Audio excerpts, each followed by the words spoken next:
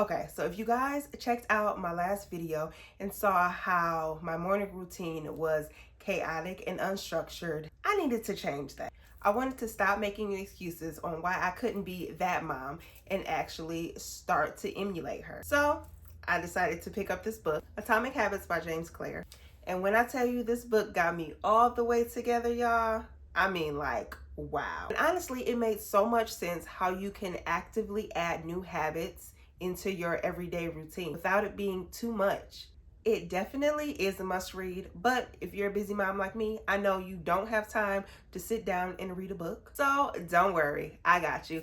I'm gonna summarize all the key takeaways from the book and how it is possible for a busy mom to implement new habits and routines into her schedule. I know what you're thinking, right? Like, when am I gonna have time for this? I barely even have time to go to the bathroom by myself, let alone actually adding new habits. But I'm gonna show you how you can go from a mom who feels like she's drowning to a mom who crushes each and every day. Step number one is decide who you want to be. No, not like you have to create a whole new identity or anything, but figure out who you aspire to be and what type of habits that person has. So take me, for example. I have told myself so many times that I am not a morning person. I could never wake up at 6 or 7 a.m.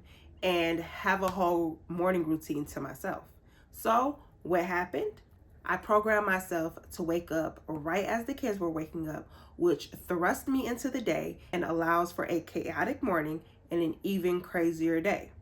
And when I thought about it, it made so much sense. The moms you see on social media that have it all together, that wake up early before the kids, get a workout in, get dressed, have their coffee, all of that, they don't do it because they want to. They do it because they found value in it and what it adds to their lives. We can all do it if we want to. We just have to have that desire. So now I've decided to be the type of person that wakes up at 7 a.m. I want to get to 6, but honestly, baby steps, okay? So I asked myself, what does that mom look like? For me, it looks like a mom that goes to bed at a reasonable amount of time. No more 3 a.m. night times for me.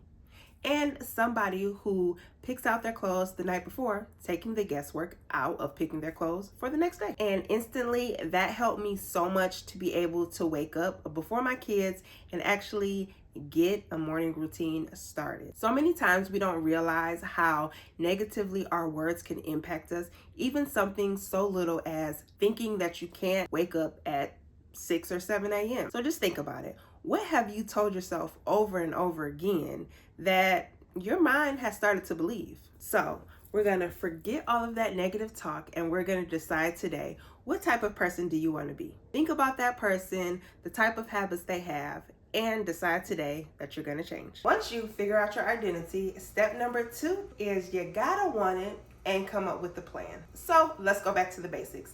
Every habit starts with a desire. You desire to fit into those jeans you once did before the baby. Well, what do?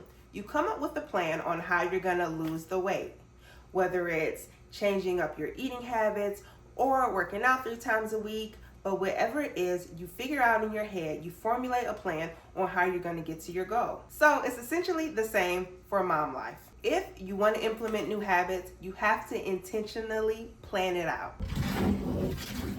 So let's take meal planning, for example. Say you want to create 3 to 4 meals a week. What do? You plan for it.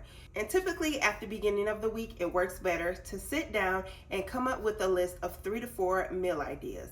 If you're like me and you draw a blank when it comes to meals, go on Pinterest or Google. They have tons and tons of recipes. And it's also good to try out new things. So once you have your meal ideas for the week, you write down every single ingredient that is required with the meals, and then you look through your pantry, your fridge, and your freezer to see what ingredients you have and you don't have, and you compile your shopping list off of that. So once you have your shopping list, then you're gonna go ahead and pick a day where you go shopping to get all of the things you need, and you're gonna want to plan what you're gonna have each day. You guys, seriously, by planning out your meals, it takes the guesswork out of what you're going to eat for dinner, and it will ultimately make cooking so much easier. And the good thing is you can do this with whatever new habit or goal that you have. All you got to do, guys, is plan it out. The next step is to make it easy. Okay, so I gave you all of these things and now you're telling me to make it easy? Like, really? How? But it's true. With any new habit that you want to implement, you want to essentially try to make it as easy as possible. So a good rule is to start small and incorporate a 2-minute rule. Yes, 120 seconds. I know it's not much time, but the whole goal is to just get into the habit of showing up and the rest will come easy. So let's take cleaning up the kitchen. Say you want to create a new habit of tidying up the kitchen after breakfast every morning. So essentially you start with 2 minutes. Now that 2 minutes at first could look like loading all of the dishes into the dishwasher, wiping off the counters, something small. And each and every day as you continue to show up and do the 2 minutes, it will get easier and easier and you can add on new tasks. And soon you'll say, hey, well, I'm already in the kitchen, I might as well tidy it up. And that's how new habits start. The whole point is to master the habit of showing up. Showing up is half the battle. So if you can show up and do the thing, then you're more likely to succeed. Make it something to look forward to. I know what you're thinking. How can you make doing laundry something to look forward to? I know, sounded crazy to me too, but hear me out. Try something like the after then statement. For example, after I fold and put away laundry, I'll enjoy a glass of my favorite wine. Oh, you do laundry at 10 a.m.? Okay, well, maybe the wine thing won't work. But you can replace it with anything. Something like I'll watch an episode of my favorite show, or I'll enjoy a piece of my favorite chocolate. Anything that is enjoyable to you. I've done this with cleaning up my living room. Y'all, at the end of the day, I loathe nothing more than to pick all the toys up from the day. It seriously was something that I dreaded each and every night. Then I thought about how I could turn it into something I would look forward to. So what I started doing was, after I clean up the living room, I get to sit down and enjoy an episode of my favorite show uninterrupted. Okay? That's the key word. So what started happening?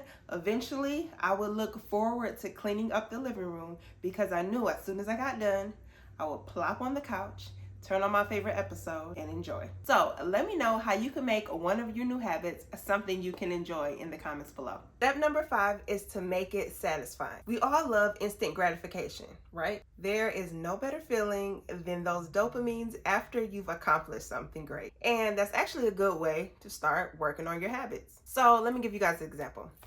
Everybody loves Starbucks, right?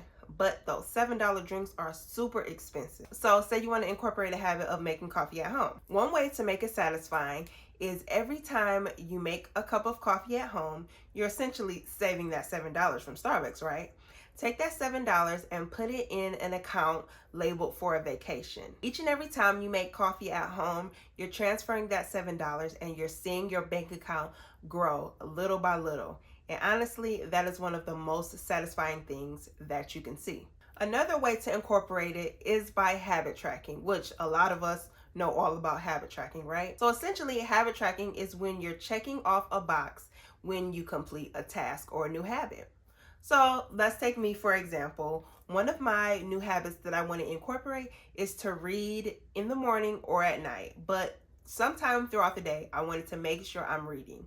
So I created a habit tracker for my reading, and each and every day I make sure I read because nothing is more satisfying than to make that check and I am on a hot streak. Y'all, I literally get so upset if my day is super chaotic or busy and I haven't found the time to read throughout the day and I miss a day.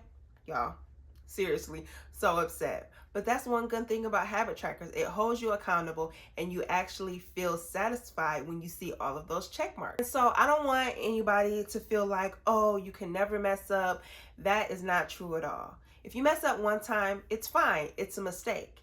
It's messing up the second time and the third time that makes you start to form a new habit. So you guys, I want you to find the thing that motivates you, and do it. So I've implemented about 3 to 4 new habits that align with the mom that I aspire to be. It's important to remember not to create too many new habits, as they can be overwhelming and lead to failure. Remember, habits plus deliberate practice equals mastery, and anyone can be a master of their habits, even a busy mom. If you found this video informative, stay tuned for next week's video, where I'll talk about how adding these new habits has changed my view on motherhood.